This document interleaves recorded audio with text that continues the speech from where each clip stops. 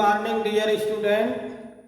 AHNV online class में आप सभी बच्चे एवं बच्चियों का स्वागत है। बच्चों, आज हम लोग क्लास 10 सब्जेक्ट मैथ्स में जो लेसन 8 ट्रिग्नोमेट्री चल रही है बच्चों, उसमें कुछ हम आप लोगों को पिछली वीडियो में कुछ आर्टिकल, कुछ फार्मूला आप लोगों को मैंने बताया।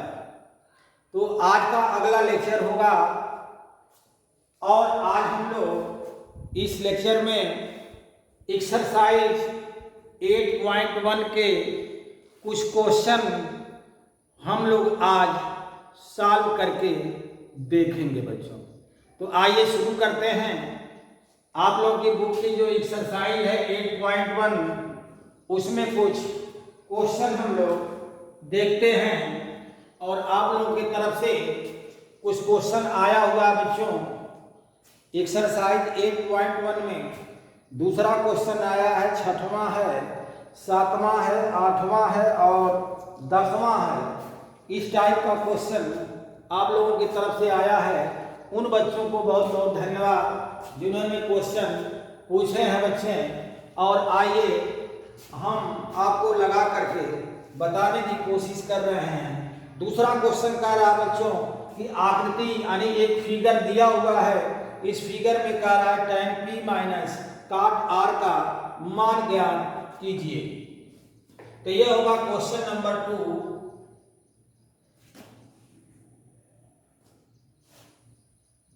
क्वेश्चन नंबर 2 है बच्चों।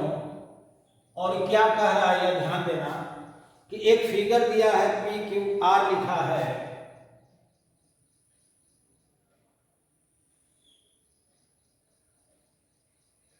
यहां P लिखा है, इसको Q लिखा है और इसको R लिखा है। और यह दिया है 12 सेंटीमीटर, यह 12 सेंटीमीटर दिया है और इसको 13 सेंटीमीटर दिया हुआ है। तो कह रहा है कि tan P माइनस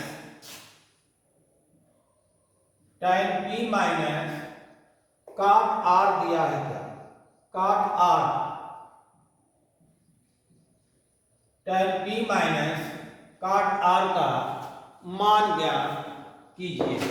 तो आइए बच्चों इस क्वेश्चन को हम लोग सॉल्व किया जाए।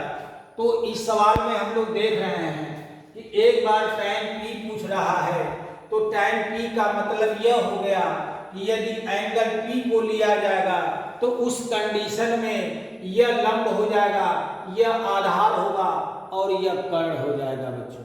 तो पहले पाइथागोरस प्रमेय से हम लोग क्यू आर भुजा की लंबाई ज्ञात करें। तो हम लोग लिखेंगे पी आर का होल स्क्वायर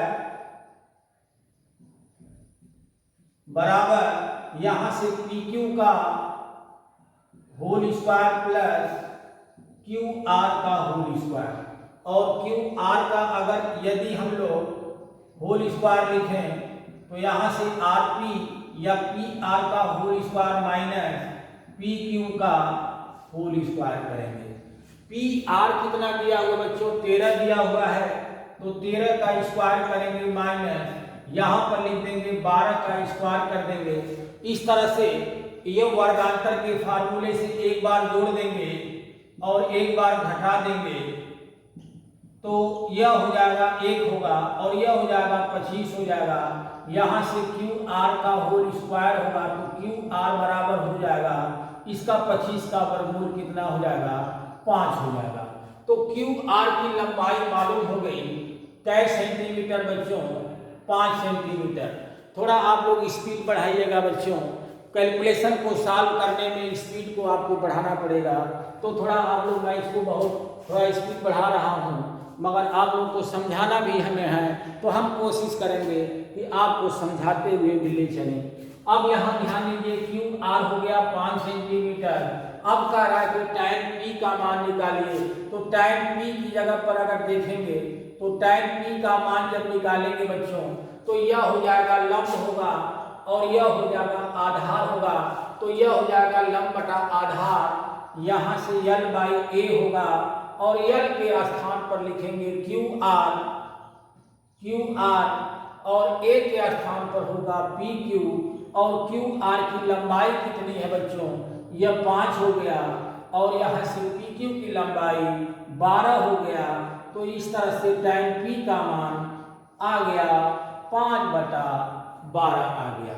इसी प्रकार से tan यहाँ से देखिए p का हो, अब r का कह रहा है, काट r का मान निकालना है बच्चों, तो काट r बराबर होगा आधार बटा लंब हो जाएगा। ये लंब बटा आधार था तो वो आधार बटा लंब होगा, मगर जब इस कोण को लिया जाएगा, अब मैं इसको मिटा देता हूँ, यह P वाले एंगल को हम हटा दे रहे हैं। इसमें एंगल किसका त्रिकोणमितीय अनुपात लेना है बच्चों, R का त्रिकोणमितीय अनुपात, यानी R एंगल का लेने के बाद त्रिकोणमितीय अनुपात निकालना है। तो जब R एंगल को लेंगे, इसको हम लोग लिया जाए तो यह हो जाएगा लंब होगा और यह आधार हो जाएगा, तो लंब बटा आधार हो गया, यहाँ से tan होगा, मगर हम लोगों से काट पूछ रहा है तो काट का मतलब आधार बटा लंब हो जाएगा, अर्थात क्यू आर बटा पी क्यू हो जाएगा। तो इस प्रकार से क्यू आर की लंबाई 5 हो गई और यहाँ से यह पी क्यू की लंबाई 12 हो गई। तो इस तरह से काट आर का मान जो आएगा बच्चों 5/12 आ जाएगा। अब हम लोगों से कहा क्या रहा था कि tan p माइनस काट आर का मान ज्ञात कीजिए। हम लोगों से पूछ रहा है बच्चों tan p माइनस काट आर का मान निकालना है, तो tan p की जगह पर क्या लिखेंगे हम लोग, 5/12 लिखेंगे, माइनस काट आर के स्थान पर भी 5/12 ही आ रहा है। तो इस तरह से यह कट करके क्या हो जाएगा, 0 हो जाएगा। तो यह आ जाएगा आंसर होगा बच्चों। तो यह क्वेश्चन नंबर 2 हम आपको बता दिए हैं और हमें यकीन है कि आप लोगों को भी समझ में यह आ गया होगा। तो इसको पहले नोट करिए। आज पूरी ये एक्सरसाइज के क्वेश्चन हमको खत्म करना है, बताना है ना। तो इससे पहले आप लोग नोट करें, हम तुरंत इसको मिटाएंगे।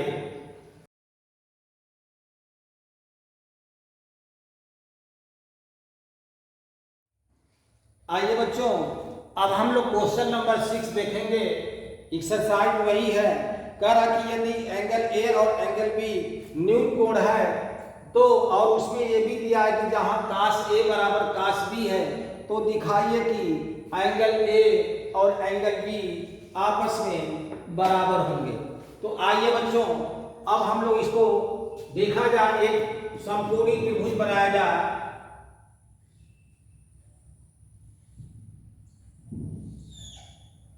यहां से यह ए और बी और सी हमने, तो यहां पर हम लोग बी, ए और बी को न्यून कोण बना है, इसलिए इसको ए माने, इसको बी कर दें और यहां पर हम लोग सी कर दें बच्चों। ठीक है, अब ए और बी दोनों न्यून कोण है ना। इसका मतलब यह हो गया कि जब हम लोग इस एंगल ए को लिया जाएगा तो यह इसके सामने वाली भुजा लंब हो जाएगी और यह कर्ण हो जाएगी और यह आधार होगी, यही होगी ना बच्चों। तो यहां से जब काश ए हम लोग लिखेंगे तो यह आएगा आधार बटा कर्ण होगा, है ना, आधार बटा कर्ण होगा और आधार अर्थात AC लिखेंगे और कर्ण क्या हो जाएगा, यह AB होगा। तो आइए काश ए का मान यहां से निकल गया, यह हो गया AC बटा AB हो गया।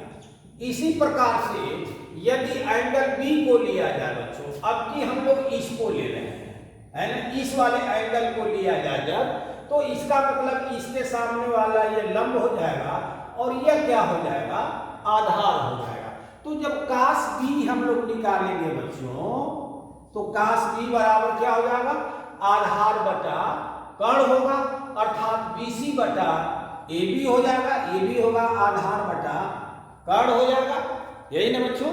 और आधार की जगह पर क्या हो गया, BC हो गया और कर्ण की जगह पर क्या हो गया, AB हो गया। इस प्रकार से काश B बराबर यहां से मिल गया बच्चों BC बटा AB मिल गया, है ना। अब दिया क्या है कि काश A बराबर काश B दिया है, and cos angle of A is equal cos angle of B दिया है। तो cos ए बराबर जब cos बी दिया है बच्चों, तो cos ए के स्थान पर क्या लिखेंगे? ये तो दिया हुआ है ना, जहां यह कह रहा कि यह इसके बराबर है, तो cos ए की जगह पर लिखेंगे AC बटा AB होगा बराबर cos B की जगह पर, जब यह AC है तो यह BC है, यानी यह हो गया AB।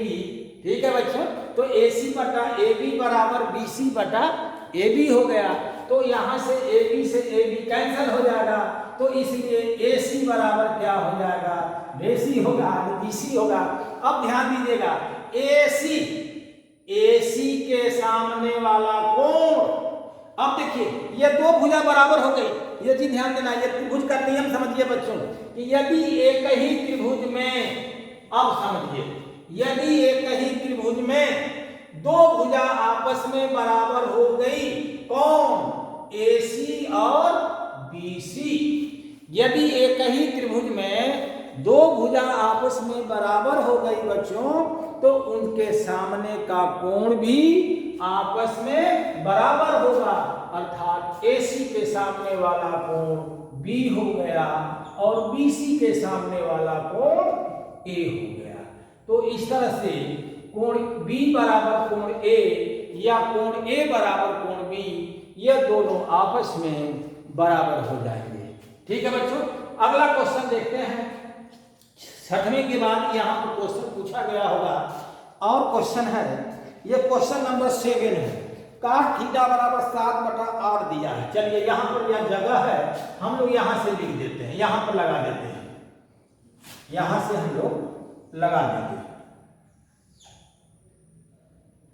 आइए यहाँ पर लिखते हैं क्वेश्चन नंबर 7 लिखते हैं। और क्वेश्चन नंबर 7 क्या कह रहा है बच्चों? कह रहा कि cot थीटा बराबर 7/8 दिया है।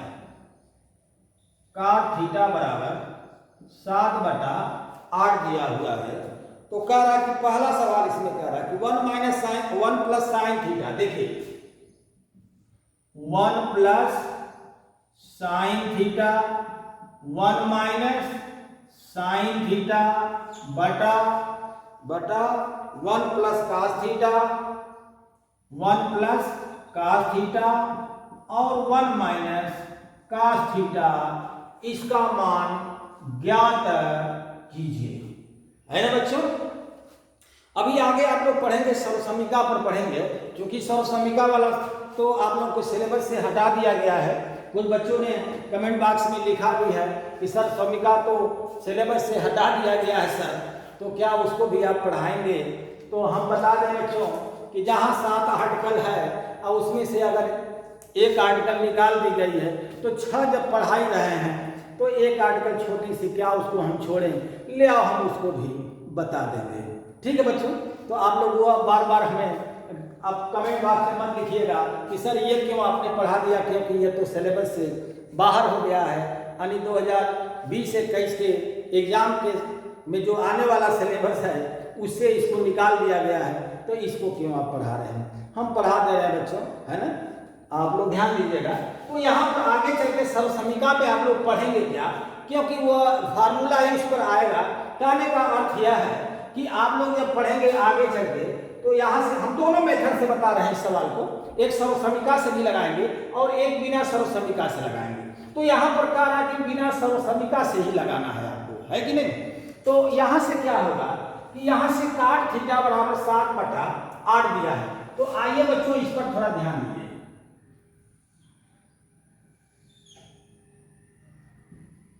A, B, C और इस एंगल को थीटा मान दिया है।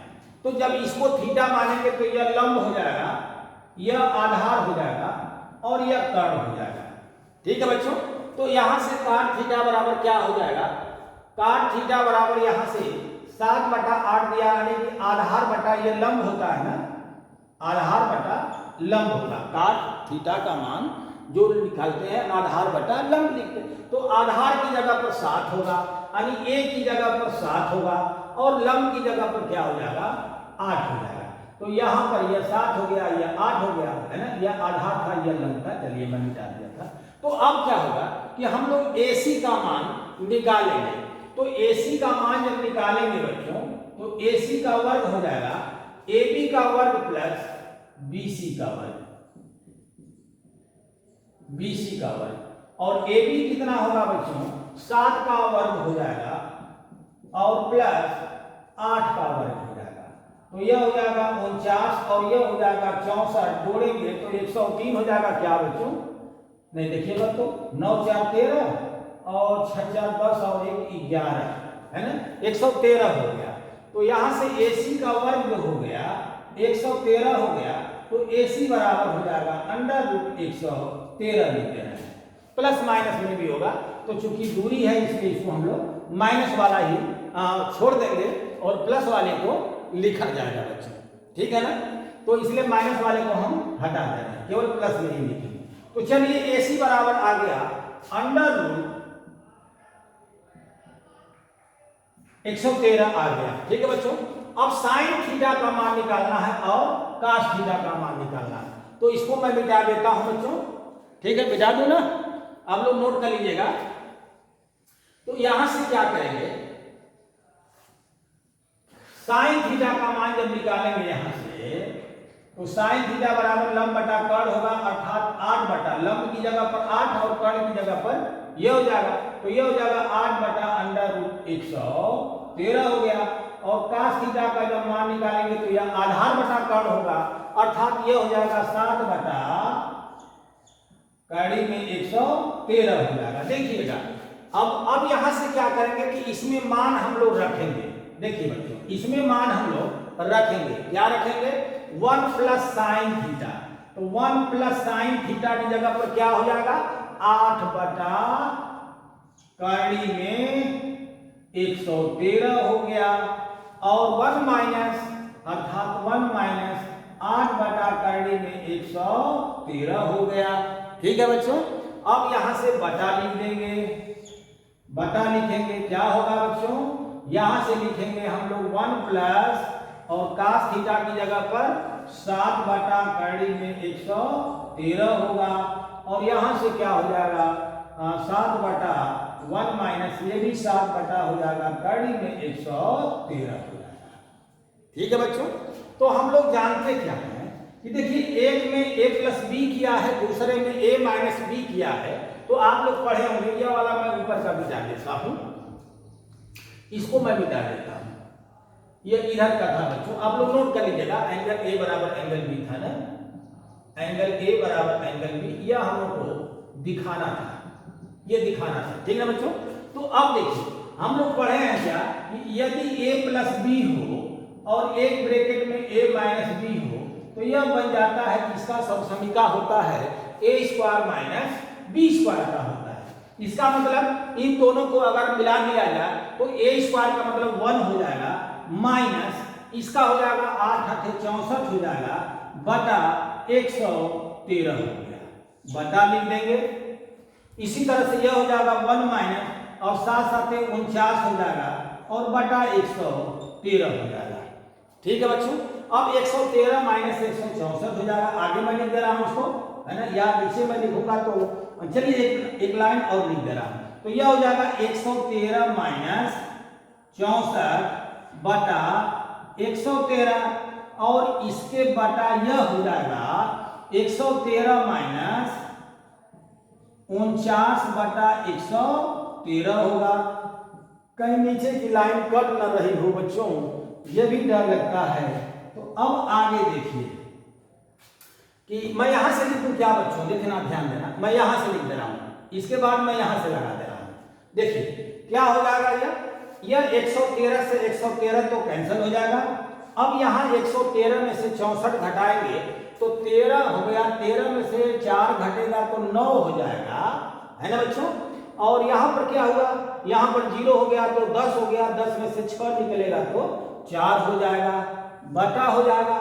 यहां देखिए 13 में से 9 निकालेंगे तो कितना हो जाएगा, ये 4 हो जाएगा, है ना। और यहां से हो गया 10, 10 में से 4 निकालेंगे तो 6 हो जाएगा। कुछ कटेगा तो नहीं ना बच्चों, देखिएगा तो मुझको तो लग रहा है कि नहीं कटेगा। एक लाइन तो बात थी, एक लाइन तो हम लोग यहाँ पर लिख ही सकते थे भाई, ये 49/64 आ गया है ना। किसी से कटने लायक हो तो देख लीजिएगा, अगर नहीं तो इतना ही आंसर दे देंगे हम लोग, ठीक ना बच्चों। तो यह आ जाएगा, हम लोगों ने देखा क्या कि यह हो जाएगा 1 plus sine theta 1 minus sine theta बटा 1 प्लस कास थीटा और 1 माइनस कास थीटा का यह मान आ गया, और इतना ही आप लोग इसको नोट कर लीजिएगा। तो यह क्वेश्चन नंबर 6 और हमने 7 आप लोगों को बताया, और 7 का हम दूसरा मेथड भी आप लोगों को अभी हम बता दे रहे हैं, पहले इसको आप लोग नोट कर लें बच्चों।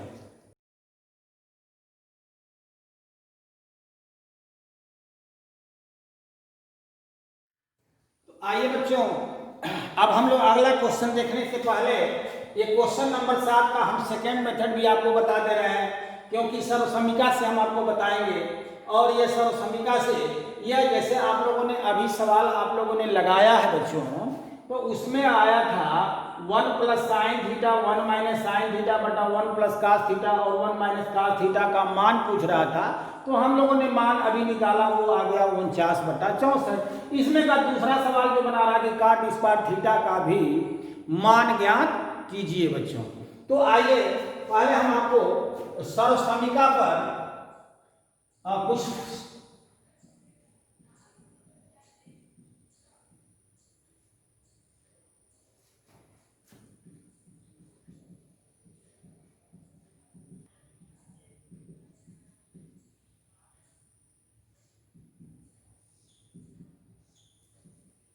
आइडेंटिटी जिसको बोलते हैं सर्वसमीका है। तो सर्वसमीका पर कुछ फार्मूला भी आप लोग पहले देख लीजिए, है ना, जबकि यह सिलेबस से यह हटाया गया है, मगर हम आपको बताने की कोशिश कर रहे हैं।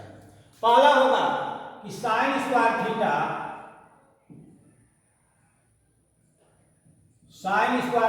Plus cos square theta is equal 1 होगा। और इस पहला जब ये फार्मूला दिया हुआ है तो दो फार्मूला आप लोग इधर उधर ट्रांसफर करके भी लगा सकते हैं बच्चों। क्या ट्रांसफर करके लगाएंगे?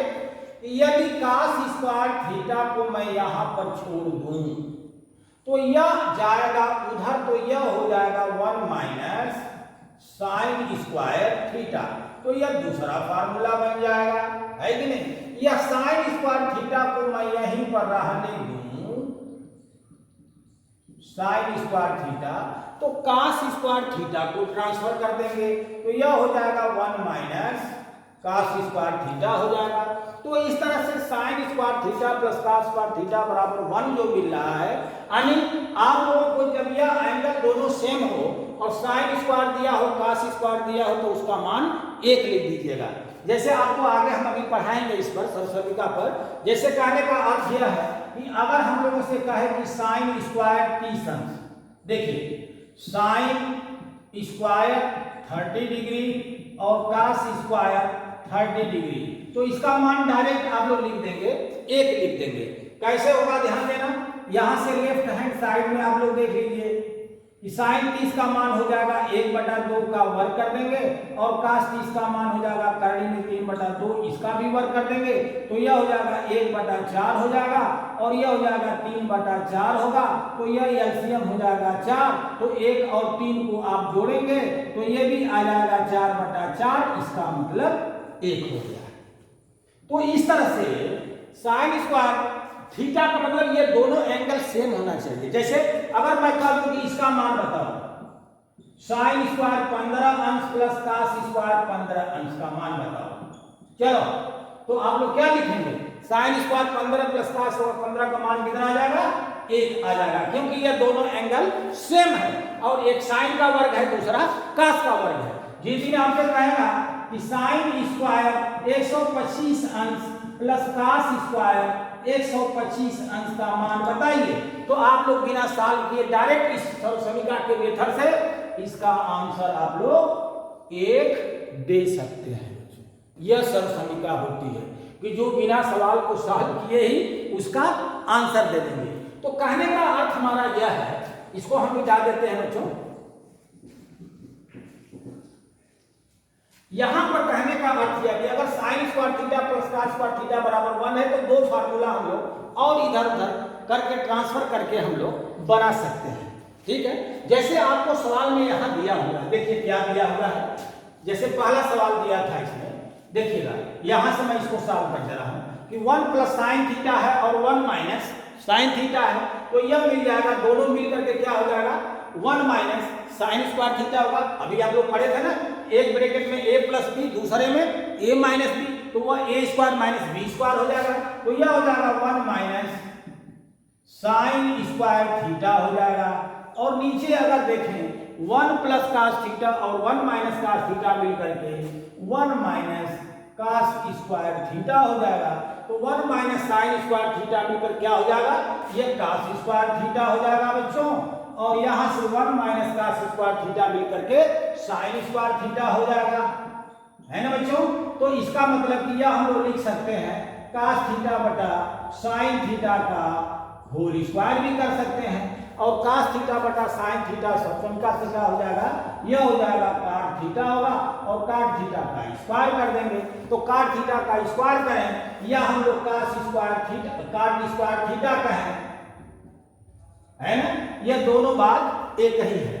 ठीक है, काट थीटा का स्क्वायर करें या काट स्क्वायर थीटा करें, आप लोग ऐसे नहीं लिखेंगे।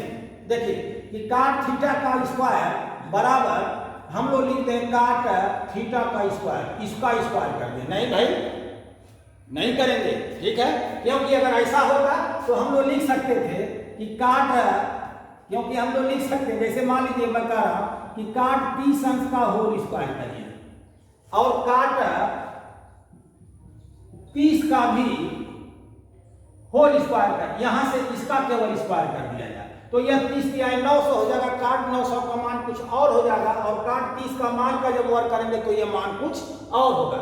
इस तरह से यह दोनों आपस में बराबर नहीं हो सकते, ऐसा मत समझिएगा कि काट थीटा का स्क्वायर बराबर काट ये थीटा का स्क्वायर कर दे, इसमें केवल एंगल का हो जाएगा, जबकि यह पूरे के मान का स्क्वायर करना है, इसलिए हम लोग उसको बराबर नहीं कर सकते बच्चों। तो काट थीटा का स्क्वायर कहें चाहे काट स्क्वायर थीटा कहें, ये दोनों बात एक ही है। तो इसी का मान पूछ रहा है ना।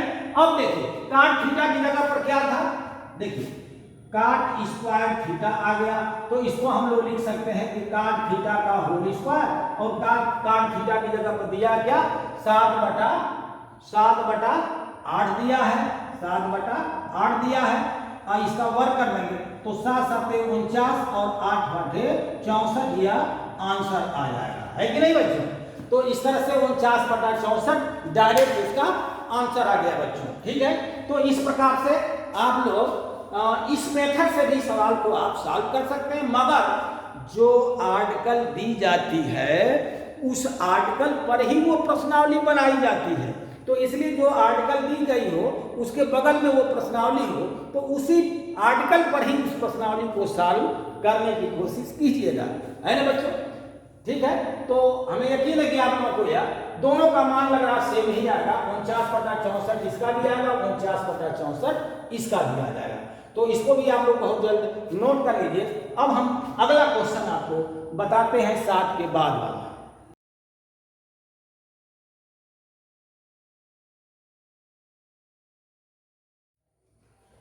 आइए बच्चों, अब अगला क्वेश्चन देखा जा रहा है। क्वेश्चन नंबर 8 दिया हुआ है और कह रहा कि यदि 3 काट a बराबर 4 लिखा है तो जांच कीजिए कि 1 माइनस tan स्क्वायर a बटा 1 प्लस tan स्क्वायर a बराबर cos square a minus sin square a, और यह दोनों आपस में बराबर हैं या नहीं हैं, यह आप लोगों को चेक करके बताना है बच्चों। तो आइए शुरू किया जाता है। यहाँ ध्यान दीजिएगा कि यहाँ से अगर हम लोग देखते हैं कि काट a है, 3 काट a है, तो काट a बराबर हो जाएगा 4 बटा 3 हो जाएगा। ठीक है बच्चों, अर्थात हमारे कहने का अर्थ यह है कि यदि कोई एक समकोणीय त्रिभुज बनाएगा, राइट एंगल ट्रायंगल बनाएगा, यह हो गया a, यह हो गया b और यह हो गया c। ठीक है बच्चों, और यह यदि एंगल को लिया जाएगा तो यह होगा लंब, यह होगा आधार, यह हो जाएगा कर्ण। तो इस तरह से काट ए बराबर होता है क्या होता है, आधार बटा लंब होता है। यही तो होता है बच्चों, आधार बटा लंब हो जाएगा। अर्थात यह हो गया लंब, यह हो गया आधार और यह हो गया कर्ण हो गया बच्चों। ठीक है, तो इस सवाल में क्या कह रहा है कि काट ए बराबर दिया है 4/3 लिखा है, अर्थात यहाँ से आधार की जगह पर क्या हो जाएगा 4 लिख देंगे और यहाँ पर लंब की जगह पर 3 हो जाएगा। तो पाइथागोरस प्रमेय से आप लोग डायरेक्ट लगा सकते हैं, जब यह 3 4 है तो कर्ण क्या बनेगा बच्चों 5 बन जाएगा। ठीक ना, आप लोग देख लीजिएगा।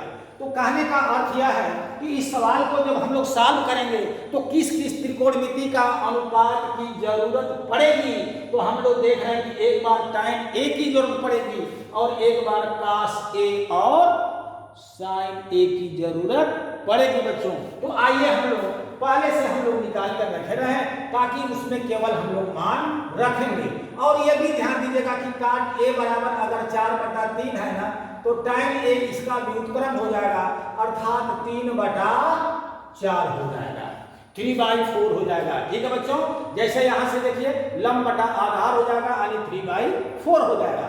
और इसमें एक बार sin a की भी जरूरत पड़ेगी, तो sin a बराबर हो जाएगा यहाँ से क्या होगा परपेंडिकुलर बाई हाइपोटेनियस, अर्थात लंब बटा कर्ण होगा और लंब की जगह पर हो गया 3 और कर्ण की जगह पर हो जाएगा 5 हो जाएगा। तो हम लोग लिख देंगे 3/5 हो जाएगा। इसी प्रकार से cos a की जरूरत पड़ेगी तो यह हो जाएगा आधार बटा कर्ण होगा, अर्थात 4/5 हो जाएगा, है ना। अब चलिए बच्चों आगे देखा जाता है, आगे क्या होगा यह ध्यान दीजिएगा। आगे जो दिया हुआ है बच्चों, यहाँ से आगे जो आएगा, यहाँ sin a और cos a का मान, यहाँ tan a का मान मालूम हो गया, तो यहाँ पर हम लोग लेफ्ट हैंड साइड वाला पहले हम लोग सॉल्व किया जाए। तो देखा जाए कि लेफ्ट हैंड साइड का कितना इसका मान आ रहा है, इसको हल किया जाए। तो 1 माइनस tan a की जगह पर 3/4 हो गया और इसका वर्ग हो गया बाई 1 प्लस tan a की जगह पर वही होगा 3/4 का स्क्वायर कर देंगे। तो इस प्रकार से यह हो जाएगा 1 माइनस 9/16 हो जाएगा और यह हो जाएगा 1 प्लस 9/16 हो जाएगा। तो यह हो जाएगा 16 में से 9 निकालेंगे, है ना। तो 16 में से 9 निकालेंगे तो 7 हो जाएगा, तो यह 7/16 हो जाएगा और यह 25/16 हो जाएगा। तो 16 से 16 क्या होगा कैंसिल हो जाएगा। हम डायरेक्ट लिखते जा रहे हैं बच्चों, समझ में आएगा तो जरूर आप लोग कमेंट बॉक्स में लिख करके हमें अवगत करा दीजिएगा कि हाँ जो आप साइड में लगा दिए हैं वो भी हम लोग को समझ में आ गया है। अगर ना समझ में आवे तब भी आप बताइएगा। ध्यान दीजिएगा 16 एकम 16 में से 9 निकालेंगे तो यह हो जाएगा कितना 7 हो जाएगा और यहाँ 16 एकम 16 में 9 जोड़ेंगे तो यह हो जाएगा 25 हो जाएगा और इसका एलसीएम और इसका एलसीएम क्या हो गया कैंसिल हो गया। तो हम लोग लिखेंगे 7/25 हो गया। इसी प्रकार से इधर का देखिए बच्चों, राइट हैंड साइड देखेंगे, राइट हैंड साइड देखेंगे तो यह दिया हुआ है कि cos a का होल स्क्वायर, देखिएगा cos a का whole square minus sin a का होल स्क्वायर, क्योंकि cos स्क्वायर a को cos a का होल स्क्वायर लिखेंगे और sin स्क्वायर a को हम लोग लिखेंगे sin a का होल स्क्वायर लिख देंगे। तो cos a की जगह पर क्या आया था बच्चों 4/5 आया है और इसका भी स्क्वायर है और sin a बराबर है 3/5 है और इसका भी होल स्क्वायर है। तो यह हो जाएगा 16/25 होगा माइनस 9/25 होगा और इसका एलसीएम क्या होगा 25 हो जाएगा। दिखाई दे रहा है कि नहीं बच्चों? कभी कभी हम लिखते हैं तो यह ढक जाता है, आप लोगों को नहीं दिखाई देता है, तो हमको लिख करके तुरंत हटना चाहिए यहाँ से। देखिए एलसीएम 25 हो गया और यह हो जाएगा 16 में से 9 निकाल देंगे तो यह आ जाएगा 7/25 आ जाएगा।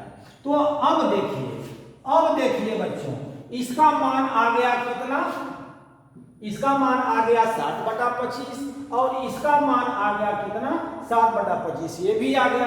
तो आप कह रहा कि जांच कीजिए कि यह दोनों मान आपस में बराबर हैं कि नहीं। तो जब इसके दोनों मान बराबर हैं तो यह आपको जो भी कहे सर्वसमिका कहें यह आपस में भी बराबर होगी। सर्वसमिका का मतलब आप लोग 9th 10th में पढ़े थे ना, 9th में, कि जब दो बहुपद आपस में बराबर हो जाए तो वो क्या हो जाती थी, सर्वसमिका हो जाती थी, है ना बच्चों। तो यहाँ से ध्यान दीजिएगा, यह और यह दोनों बराबर हो गया, इसलिए क्या हो गया, यह आइडेंटिटीज हो गया अर्थात सर्वसमिका हो गया। और कह रहा कि यह बराबर दोनों है या नहीं, तो आप लोग कहेंगे कि है। ठीक है बच्चों, तो इस तरह से यह क्वेश्चन नंबर 8 भी मैं आप लोगों को बता दिया। और यदि आप लोगों को समझ में आ जाए तो आप लोग जरूर समझ गए होंगे। ठीक है बच्चों, अब हम इसके बाद आखिरी क्वेश्चन इस एक्सरसाइज का देखते हैं, वो कौन सा क्वेश्चन आप लोगों की तरफ से आया है। इसके बाद इस लेक्चर को हम यहीं पर क्लोज कर देंगे। तो पहले आप लोग क्वेश्चन नंबर 8 को आप लोग नोट कीजिए बच्चों।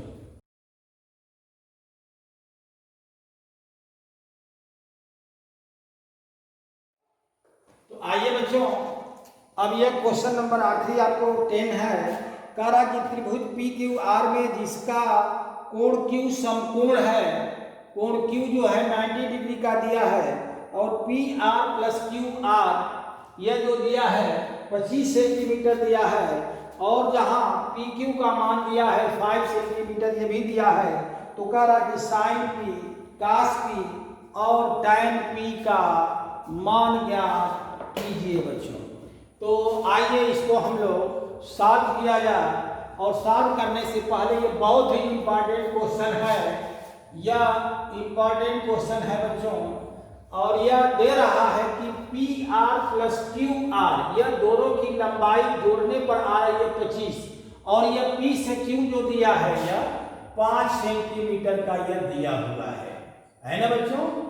तो कहने का अर्थ यह है कि जब तक यह तीनों भुजा अलग अलग नहीं निकल पाएगी तब तक आप लोग यह रेशियो नहीं निकाल पाएंगे। ठीक है बच्चों, तो हम लोग को क्या करते हैं कि मान लेते हैं कि इन दोनों में से जो नहीं मालूम है उसमें से किसी एक भुजा को हम लोग x मान लें। तो आइए मान लेता हूं कि इसको मैंने x मान दिया, यह x सेंटीमीटर हो गया।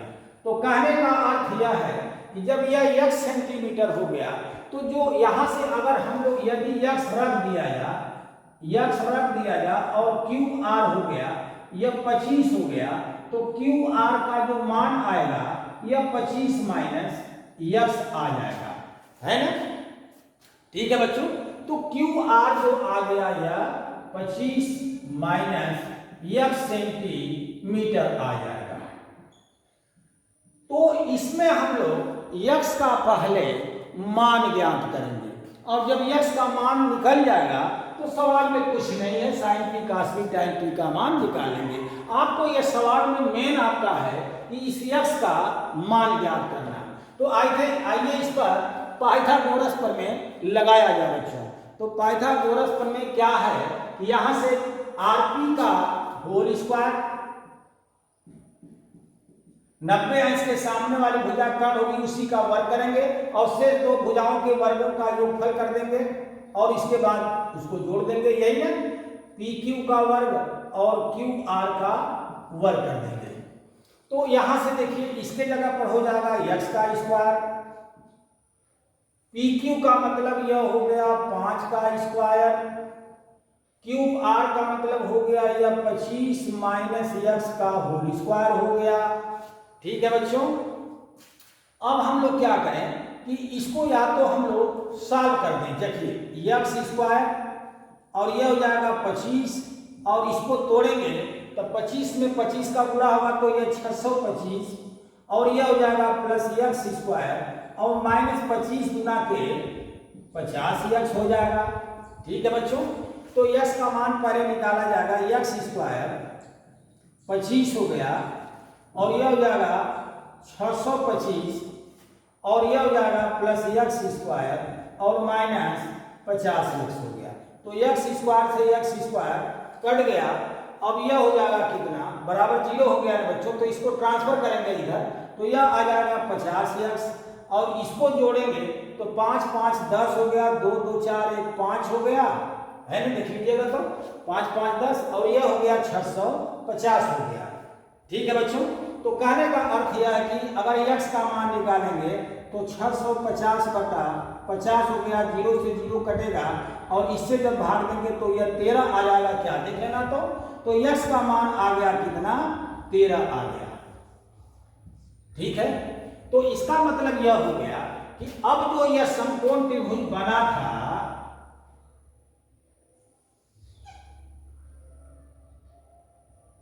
जो समकोण त्रिभुज बना था यह था P, यह था Q और यह था R। जहां x का मान कितना आ गया, यह 13 आ गया, यह 5 हो गया, तो 25 में से 13 निकालना है ना। तो यहां देख लीजिए 25 में से 13 निकालेंगे तो यह हो जाएगा 12 हो जाएगा। क्या बच्चों, 12 हो जाएगा। इसका मतलब यह हो जाएगा 12 हो जाएगा। ठीक है बच्चों, तो अब देखिए तीनों त्रिकोणमितीय अनुपात में एंगल P को ही लिया गया है बच्चों। तो इसमें भी P है, इसमें भी P है और ये भी P है। तो एंगल P को जब लिया जाएगा तो यह हो जाएगा लंब, यह होगा आधार, यह होगा कर्ण होगा। तो जिस दिन साइन P का मान पूछ रहा है तो हम लोग लिखेंगे लंब बटा कर्ण, और लंब की जगह पर क्या हो गया 12 और कर्ण की जगह पर क्या हो गया 13। तो यह साइन P का मान मालूम हो गया। इसी तरह से कास P का मान निकालेंगे तो यह हो जाएगा आधार बटा कर्ण, आधार की जगह पर हो जाएगा 5 और कर्ण की जगह पर हो जाएगा 13। तो यह भी आंसर आ जाएगा। ठीक है बच्चों, और इसके बाद टाइम P का मान पूछ रहा है तो यह होगा लंब बटा आधार होगा और लंब की जगह पर हो जाएगा 12 और बटा यह आधार की जगह पर 5। तो यह भी आंसर आ जाएगा। ठीक है बच्चों, तो आप लोगों को यह क्वेश्चन नंबर 10 भी हमने बताया है ना बच्चों, और हमें यकीन है कि आप लोगों को यह क्वेश्चन नंबर 10 जरूर समझ में आ गया होगा बच्चों। तो आप लोग इस क्वेश्चन को जरूर लगा लीजिएगा, नोट करते चलिएगा, और हमें यकीन है कि आप लोगों को समझ में आ ही गया होगा। और यदि समझ में आ जाए बच्चों तो एक बार आप लोगों का हक बनता है, अब आप लोग समझदार हैं, समझ गए होंगे। तो आज इस लेक्चर में एक्सरसाइज 8.10 क्लास था 10, क्वेश्चन था 10 और इसी के बाद आज बस। ठीक है बच्चों, तो आप सभी बच्चों का बहुत बहुत धन्यवाद बच्चों, आप लोग इसे नोट कर लीजिएगा।